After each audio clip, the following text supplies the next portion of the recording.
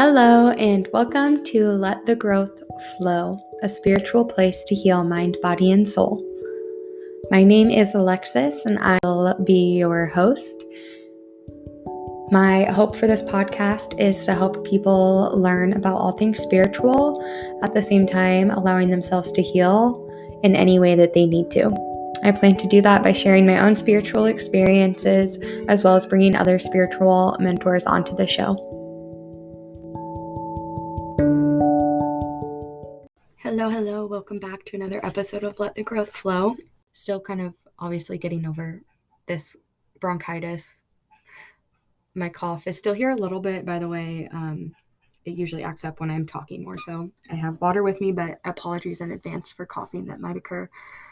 But I wanted to talk about and bounce off of last week's episode about balance and finding balance, and share a little story that actually happened after that podcast episode aired about balance. So after that podcast episode, I was feeling like I wanted to sing, and I was like, I don't know what I want to sing, but I want to sing, which led me to meditating because my phone was also acting up. I was trying to look for songs to sing, and my phone kept like glitching out. It was like going black and exiting out of Spotify and YouTube and just not letting me do anything. Then it wasn't unlocking.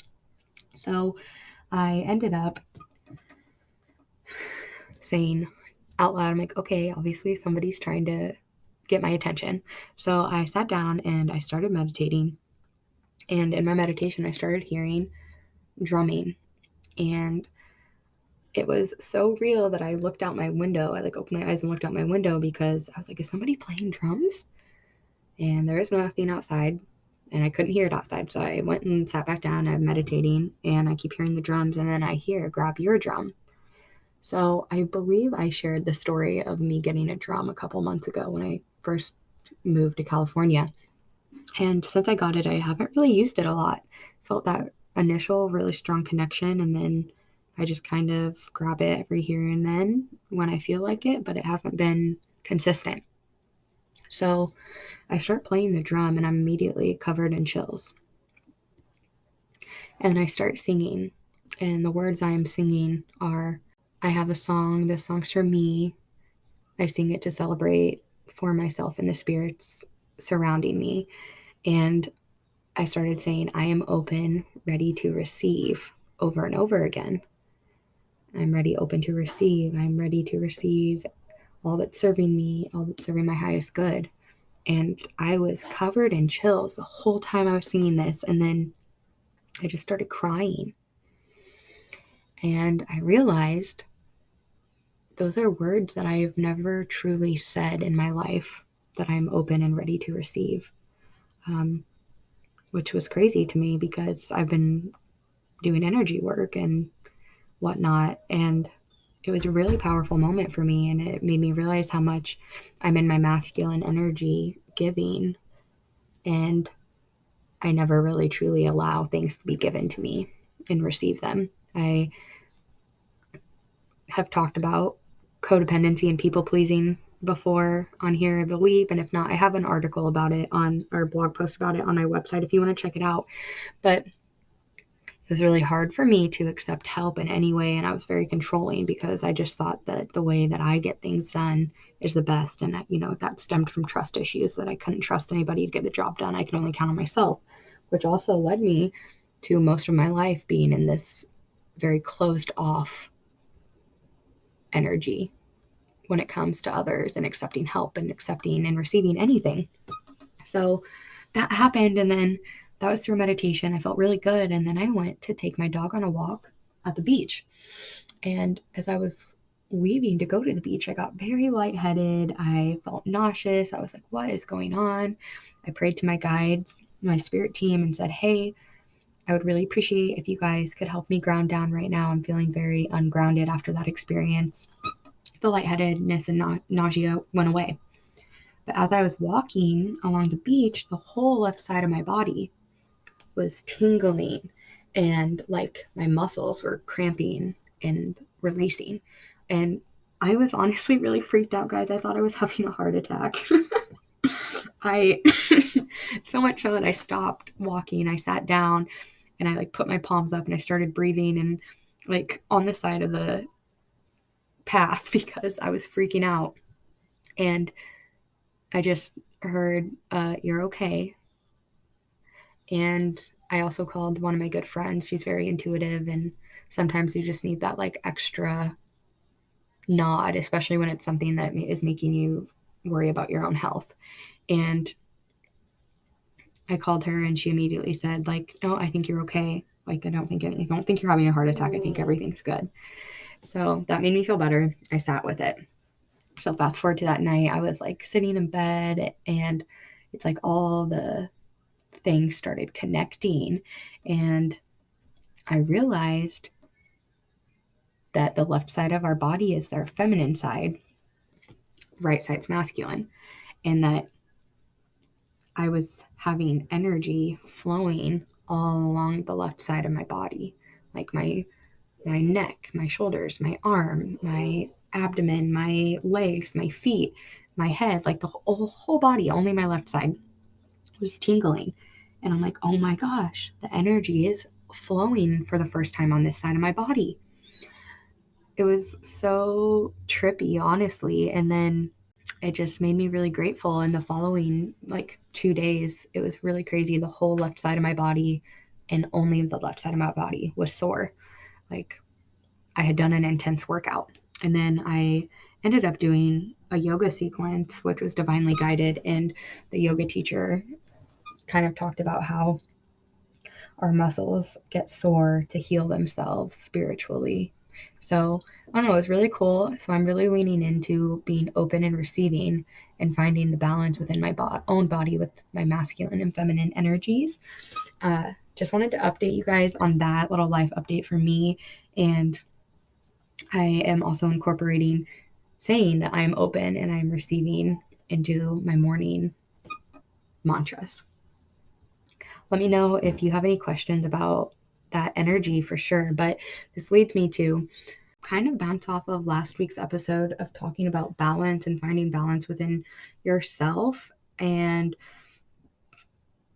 correlate to how when we are balanced within our bodies and energies that we are able to manifest more clearly and specifically and possibly even faster. So there's two kind of energies that I wanted to talk about today, and those energies are Shiva and Shakti. These two energies can represent two currents of energy that kind of flow through each chakra, and one energy is going down through our body, so entering our crown chakra, traveling downwards through our feet into the earth, and then one flowing upwards from our feet out our crown. So the downward current can also be called the current of manifestation, and I think this is a really interesting way to think about manifesting because it's very true, and it's a great way to incorporate your chakras and your emotions and your body into manifesting, which is so important.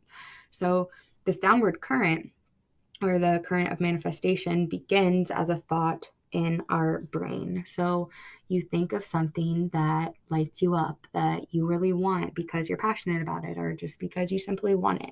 But it starts as a thought, and our crown chakra begins as a conscious thought, and then it kind of travels down to our third eye, and we begin to imagine the images, or maybe even the moving images of what this idea could be. So we can really visualize it. Then it moves down to our throat chakra, where we can communicate it in a form of a story. So we can communicate it to our friends, to our family, to the universe, to yourself, just actually saying it out loud. And then after that, it kind of moves down to our heart chakra. When we move to our heart chakra, it allows us to kind of sink into the feeling of what we are manifesting. What will it feel like when I have XYZ? What will it feel like when I have a 4-door teal Jeep? What does that feel like to me? Am I happy? Am I sad? Do I feel successful? Really feeling that. Then we move down to our solar plexus, where we give it will and energy. Our solar plexus is where we have our willpower, just like everything that gets us moving and going. Then we move down to our sacral chakra, which is all about creating. So when we're in this creating spot, it's bringing together all the pieces of that idea and kind of starting to create it, like have a house for it to be created in. And then we get to our root chakra, which is all about being in the physical world and being grounded. So root chakra is all about bringing that idea into the physical plane. I can't remember where I read it from. I know it was in a book, I think. Gosh, it could have been a podcast, but the metaphor was beautiful, talking about manifestation. And if for any reason the explanation that I just explained going through each chakra isn't making sense, then I hope that this does. So I want you to think about a lamp that we get light from. That lamp is plugged into the wall. The wall connects to the wires, and the wires hold the electricity current, which gives us the power. So the energy, the electricity power, is the thought. And then it travels down through the cords, plugs into the wall, travels the cord that's plugged into the wall, and brings that energy to the light bulb, which allows us to have physical light. So that's kind of the same way that manifesting can work within our body. So again, that is the energy that's moving down our bodies. Now, the other current is also known as a current of liberation. This kind of takes us out of the limitations that we can place on ourselves in the physical plane. So in the physical plane here on earth, we experience fear, we experience grief. And when we allow ourselves to be liberated, we feel more freer, we feel more expansive and more daring to ask for the things that we truly desire and want. So this path, the energy moves up, starting from the root chakra, and the root chakra could be considered as heavy energy since it's really grounded in this physical. So as it moves up through our chakras, it becomes lighter and lighter, going back up into this conscious thought that we started with. I think the most important thing to think about here is that our lower three chakras, our root, sacral, and solar, help us power those upper, more liberated chakras. So the heart, throat, third eye, and crown. So that brings me into the next thing of balance, which is making sure that we are balanced in our bodies and energy, especially in those lower chakras, so that we can reach this higher state of liberation and lighter thoughts. So when we are balanced in our energy, we feel grounded, we feel safe, we feel secure. We're not reaching out for confirmation for ideas or feelings or emotions from other people to gain that validation. It's all coming from within yourself. And when you first feel safe and secure within yourself, that's when you can trust yourself and begin creating, which is in the sacral chakra.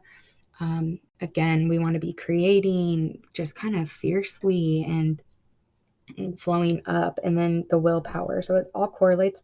What I'm trying to say is it all correlates back down to this root chakra, and making sure that your root chakra is in good shape for manifesting, since we're moving down first.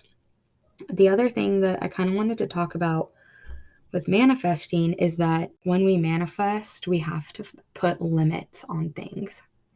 And I know that sounds harsh, or you might be thinking, why would I put a limit on manifesting? I am limitless.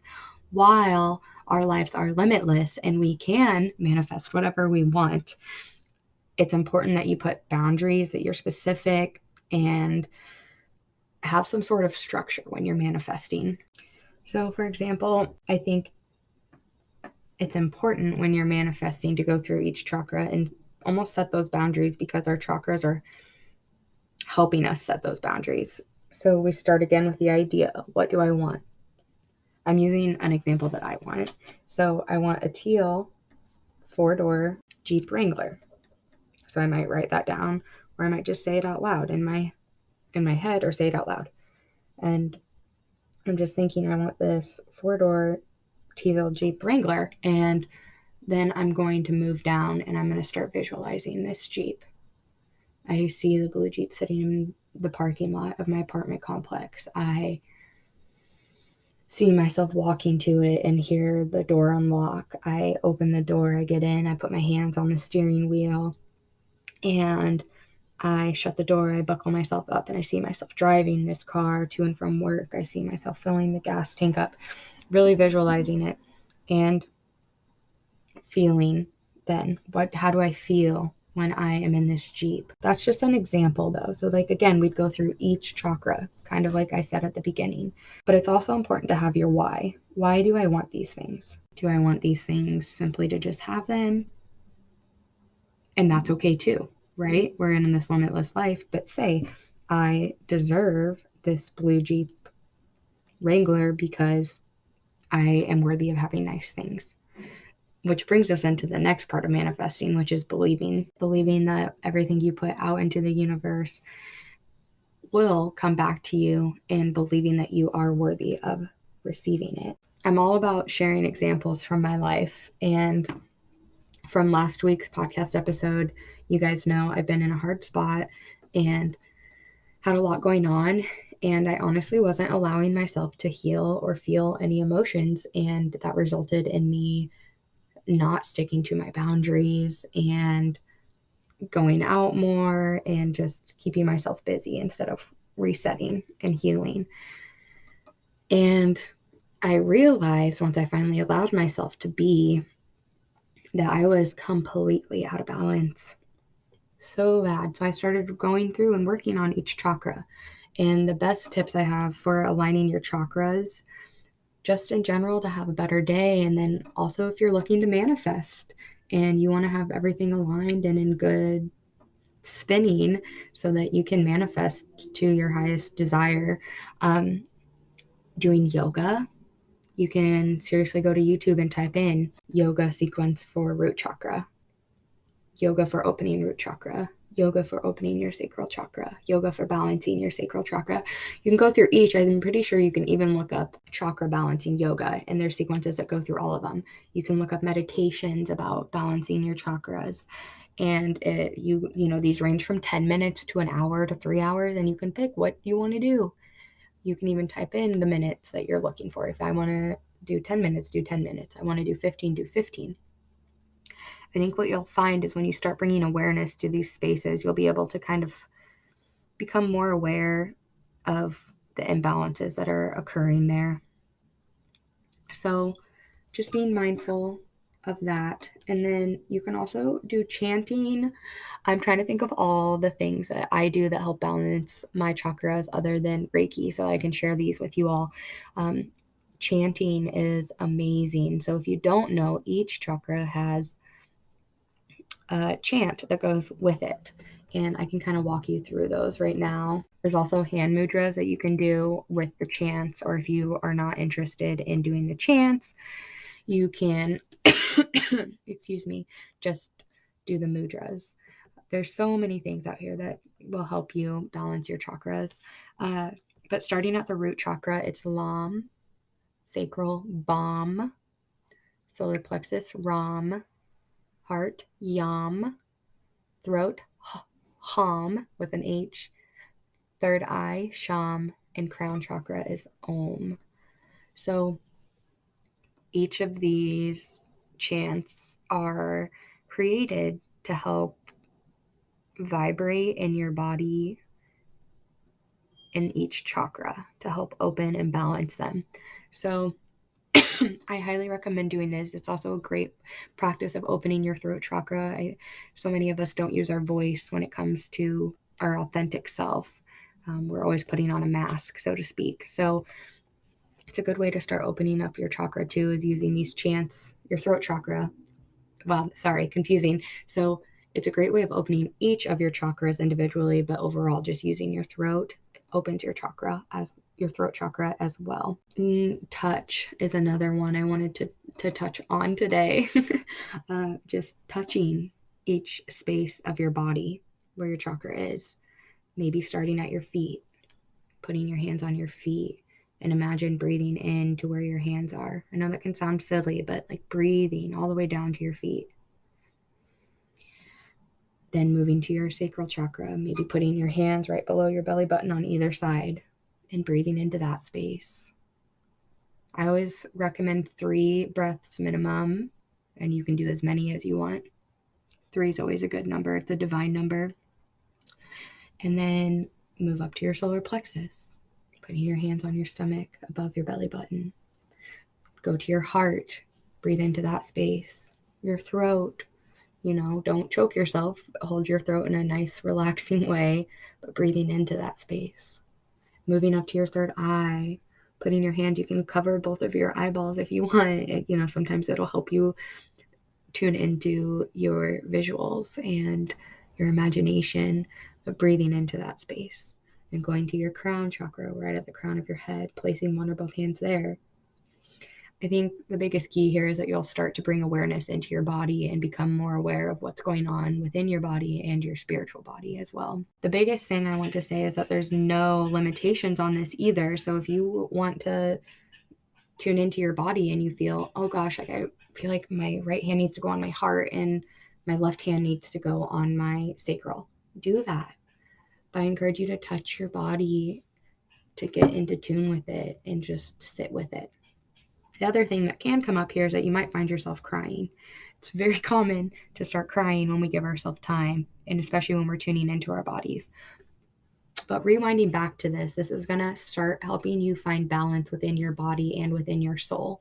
And when you do this, it's going to allow you to become more clear on what you truly want out of life, physically and on a soul level, and then in your mind and spirit level. So when we can become clear on what we want, we can become clear on manifesting it into reality. I feel like that was a lot of information for 16 minutes. So I'm hoping that all makes sense. And as always, you guys can DM me, email me. All my information's out there. You can find me online at AlexisEastIntuitiveHealing.com and Instagram, Alexis East Healing. I do want to pull a card for us today, and I'm going to pull from the Spirit Animal Oracle. And while I'm kind of getting the cards together, I just want to say to give yourself grace and give yourself time. Anytime that I've been tuning into September's energy, it feels like there's a lot of transformation going on as a collective, and transformation is good, change is good, but it's hard.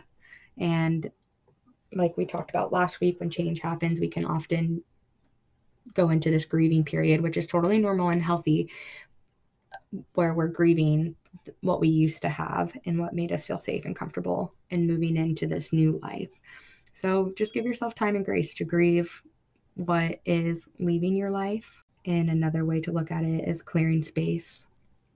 And then give yourself that time so that you can begin to embrace what newness is coming in. Okay, so one card came out of the deck, and I'm going to pick 2. Oh my gosh, okay. So the one that came out of the deck is Wasp Spirit. Sometimes life stings. So again, I know I just said this right before we pulled this card, but I feel like this is drawing us towards understanding and being okay with that life is a cycle and the cycle repeats itself. So sometimes we have really hard times that hurt and sting us, and then we have to remember that it's not forever. It's a temporary hard time, and that it will pass and bring us out of that darkness and bring us into a even lighter light. So I am going to read about this card. It says, are you holding on to anger, jealousy, or resentment because you got stung? Or could you have just stung yourself by comparing yourself to others? There will always be someone else who is more successful, happier, thinner, richer, etc.